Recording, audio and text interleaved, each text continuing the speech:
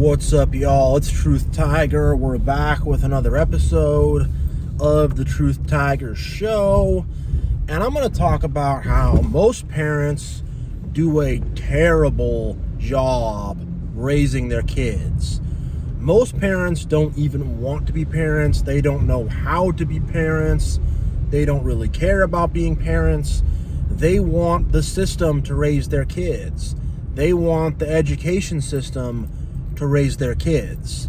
They want to pop their kids in front of the television and have the television raise their kids. A lot of parents want to have the streets raise their kids. And a lot of parents, they're very neglectful. You know, being a parent takes attention. It takes time. You have to be present around your children. You know, you have to be with them, helping them out, making them feel safe, confident, secure, you know, and most parents are not doing that.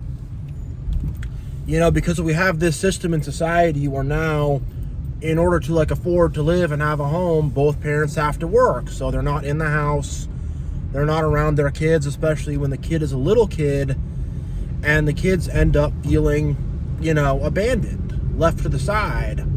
Besides the fact that a lot of parents are selfish and are narcissistic and are not, you know, they feel like their kids are a burden. They don't see their kids as you know, something to value. They see their kids as a burden. And they're like, this kid, I have to spend time with this kid, be around this kid, it's a pain, and I'm sure that, you know, parenting can be difficult. And, you know, sometimes you want to maybe do other stuff. I get that, but it's just hey, isn't this more important to be around your kid, give them the right love, make sure they turn out all right, give them a good environment, you know? But no, most parents want to isolate themselves away from their kids. You know, I remember my mom would come home and she'd just stay in the car for 10, 20, 30, 40 minutes listening to the radio, seriously, for a half an hour sometimes, because she didn't want to come in and spend time around her family. My dad would sequester himself to his shop and stay there because he did not want to spend time around his family.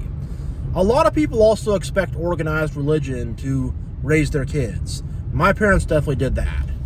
And a lot of people think they can just dump their kids in some kind of organized religion and that will raise their kids for them. The system ain't gonna raise people's kids. You know, these parents, they have to raise their kids themselves. Television's not going to do it.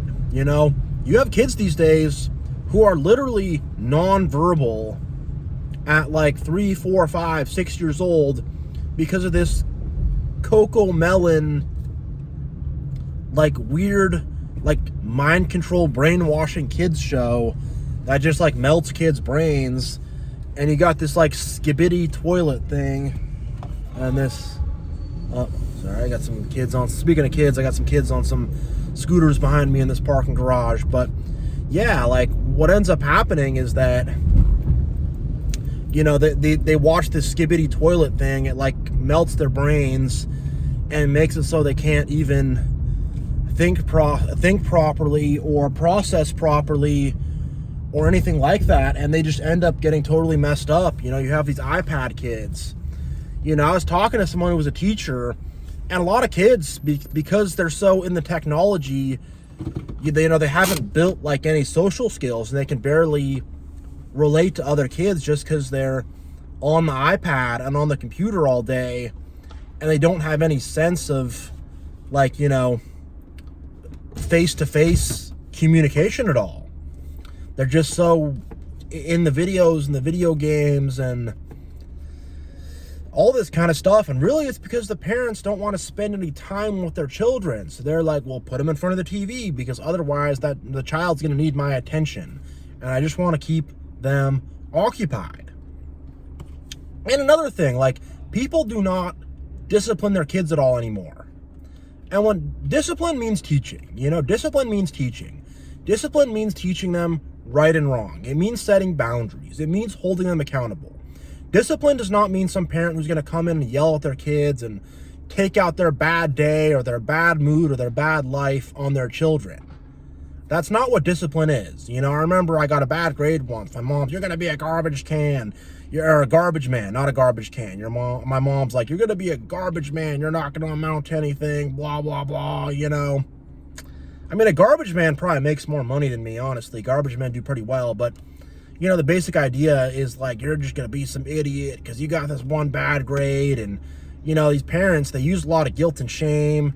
They use a lot of ridiculousness. I've known some parents who've hit their kids bad and stuff. And, there's no actual teaching of right and wrong. There's no actual setting boundaries. These parents think that discipline is just like freaking out on your kid randomly. Coming and I'm taking all your computers and PlayStations away for no reason, and you'll get them back at some indiscriminate time, and these parents just like have these crash outs and these freak outs on their own kids and just like go crazy, and they think that's discipline. Like, well, I gave them discipline. I went nuts and lost my temper on my kid. No, discipline is to say, hey, you got to eat your food first, then we can have dessert. Discipline is to say, you get one slice of cake. I'm not just going to let you eat the whole cake. That's not good. Discipline is to say, hey, get your homework done, then you can play video games. Discipline is just setting basic boundaries and guidelines. And people don't do that. A lot of people, they like make an idol out of their kid and they like worship their children. They do it because they see the child as an extension of themselves. And really they are worshiping themselves. They're saying, look at what I made, look at what I created, look at what came out of me. And then you have these kids that like no boundaries are set. They're never like actually realistically told like what's right and what's not all right. They just know that their parents might like freak out sometimes. And you have these bratty kids who've never been told no. They've never had a boundary set in their life. They've never been actually shown like what's right and what's wrong. So you have a lot of really, really entitled, just bratty people going around who think that the world's just going to give them everything. Because the thing is, a lot of these parents, they're total cowards and they're totally weak. So as a little kid, you're like, Mom, Dad, can I have this toy? They're like, no, we're not going to get you the toy. We can't afford it. And then you start to beg and you say, oh, please, and they cave in. They're like, well, he begged very hard. He was very persistent. He really wanted it. So because he begged and because he was, threw a temper tantrum, a lot of times kids will throw temper tantrums and the parents will give in. They're like, well, he threw a temper tantrum, so I just bought him the toy so he'd calm down. I bought her the toy so she'd calm down. That's how these people parent. And now they teach the kid a lesson that if you ever told no, throw a temper tantrum. Throw a temper tantrum and freak out when you don't get your way. And then you'll get your way. And it's a terrible, terrible lesson to teach your child. But it's how most of us are raised. We ask nicely. Nope. You didn't throw a temper tantrum. You didn't beg. You didn't plead. You didn't manipulate. You weren't manipulative. You didn't freak out. So therefore, you're not going to get what you want. But if you act manipulative, now mommy and daddy will give you all the toys in the world. And this is the lesson that most children receive. And it's a terrible, terrible lesson, really. It's a very bad lesson to receive, as a child. And, parents don't teach their kids to, like, be tough, to be strong. We have this thing as a kid where it's like, if anything ever happens, don't ever do anything for yourself. Don't ever stand up for yourself. You always tell the teacher. If anything bad happens, just tell the teacher. If you're being bullied, you have to tell the teacher. Never stand up for yourself. So you teach these kids to be cowards who are always cowering behind authority figures. One of the best things I did for myself as a little kid is I stood up to bullies. You're going to bully me, I'm going to punch you in the face. No more bullies. What a way. But when I was telling the teacher, guess what happened? Nothing. Absolutely nothing. And in a lot of these schools, honestly, a lot of the teachers and stuff, like, they admire the bullies. Like, a lot of the teachers in these schools, they they want to be one of the cool kids. So they see these bullies who are the quote-unquote cool kids, and they like enable them. They're like, well, Josh is so cool. Whatever the name of the kid who's the bully's name is. He's so cool. You know, they really think that way. And they don't like stand up for the kids that are getting bullied or really do anything. And they don't tell the kids, hey, stand up for yourself. They don't, you know. And I've worked with kids before in a previous job, and man, I remember I was watching a situation go on, and I was telling one kid, like, hey, stand up for yourself. Tell this kid, no, I'm not just going to come in and fight every battle for you. That's a terrible lesson. You're getting older now. You know, the idea that you're going to run to authority figures about everything. And it just creates these like tattletale little kids that are like, I'm a victim, mommy, daddy, he did something bad to me, I'm a victim. And that's just, it puts people in this victim mentality, and it makes them feel like powerless to even do anything for themselves. And man, you know, like most parents are terrible, and they don't teach their kids how to be independent. They don't teach their kids how to do chores. I don't know, you know, there's just no discipline. There's no discipline. There's no structure. There's no anything. And, you know, I don't know. I remember I was at the Chipotle by my house, and as I was going in there was a couple, and they had a little kid, like maybe 2 years old, just learning to walk. And they're teaching their kid how to walk in the entrance of the Chipotle. And this place gets hit hard. This Chipotle gets ran through on the daily. There are so many people coming in and out of that door. I was one of them. So I stopped for a sec. I was like, oh, excuse me, guys. I'm trying to go into this very busy place of business to get food. And you know what they said? They looked at the kid. They're like, oh, honey, you got to get out of the way. People are coming through. And it's like, you know who doesn't know that? Your 2-year-old. You know who doesn't know that they're in the way of an entrance? Your 2-year-old. But you know who does? You. The parents, you, the responsible adults. But they gaslit their own child to put guilt on their child, to make their child feel guilty.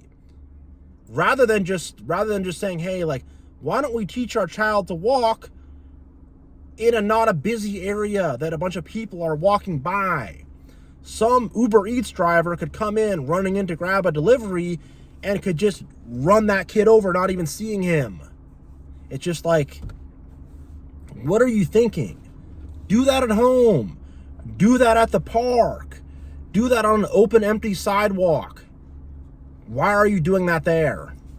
And the thing is, they're trying to show off. They're trying to like have everyone see, look at how cute our kid is. Look at how good of parents we are. Look at how awesome we are. They're trying to use their kid to get attention for themselves. And I've seen people do this. They want to use their kids as like a way for them to get attention and for them to be noticed by like the world. And this is a big part of why our society is so freaking screwed up, is because people do not have decent parents who are teaching them to value themselves, teaching them morals and ethics, teaching them discipline, teaching them structure, guiding them. You don't have any guidance. You know, most of us are thrown into these narcissistic, manipulative families. We don't know what's going on. It's a big cloud of confusion. And essentially, it's like your parents, if they're in a bad mood or they just happen to be pissed off about stuff, watch out. But if they're in a good mood, I guess things will be good, you know? And it's just, it's really crazy. And the thing is, I've known people who've had good parents, maybe not both parents, maybe just one, but you can tell there's a big difference in the self-esteem and the self-confidence and everything. Even if they didn't have good parents, if they had some kind of parental figure, some teacher that took an interest in them, somebody like that, it makes a huge difference. But most people have been totally forgotten about. No parental figures, no teachers, no guides took any interest in them as a child at all. And because of that, they're totally lost. They're like, well, nobody raised me, you know? And that's how all these parents are. They barely raise their kids. They don't care about their kids. They just see their kids as a burden. They see their kids as an extension of themselves. And they really don't want to have to even deal with their children. But then when you have some accomplishment, they want to run in there and go, oh, wow, my kid did something good. Look at me, I'm a parent now. But if the kid screws up, it's all the kid's fault. It's not me. And a lot of parents want to just dodge accountability, dodge accountability completely. Like, they don't want to have any responsibility for the actions of their child. They want, well, my kid's just, he's acting on his own free will. Nothing to do with the lessons I did or did not teach my kid. Nothing to do with my poor parenting. Nothing to do with that at all. It's just, my kid's just, he's acting up. And it's like, that's why so many people just end up in trouble, end up with addictions, end up in terrible relationships. Just people just end up really messed up because of this childhood abandonment stuff. And the thing is, the system knows it. The evil people who constructed our society, they know this. They set up the education system like this on purpose so that we would have a childhood abandonment issues, and we would be taken away from our home at an early age and away from our parents at an early age. They knew this. They also set the system up so both the parents would be working. So the kid is left, once again, alone. And that kid has childhood abandonment issues and is going to have much lower self-esteem and lower self-confidence and will be very dependent on the system. Whereas if you had strong, independent people, this system, this matrix would fall apart in 2 seconds. People would see through the games and they would say, whoa, it's a bunch of Epstein Island, P. Diddy people running stuff, being really creepy. And, it's like we're paying all these taxes for what? We don't know where the money goes. We're paying, freaking quadrillions of dollars in taxes as a whole. Where's the money going? Who knows, and people would not be participating in this system at all. But so this is a big part of it. Like, they want us to be poorly parented.